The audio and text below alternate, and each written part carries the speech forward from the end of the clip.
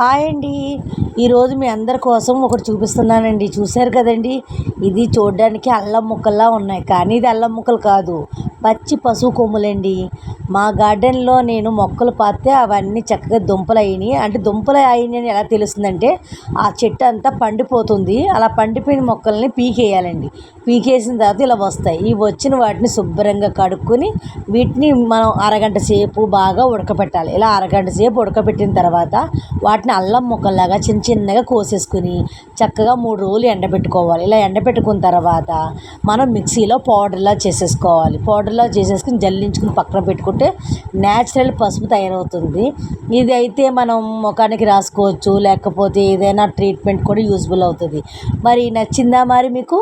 ఇది న్యాచురల్ పసుపు కొమ్ములు అండి. ఇది అయితే నచ్చితే మీరు నా యూట్యూబ్ ఛానల్ ఫస్ట్ టైం చూస్తున్నారా, లైక్ చేయండి, అదేవిధంగా సబ్స్క్రైబ్ చేయండి, మీ ఫ్రెండ్స్ అందరికీ షేర్ చేయండి.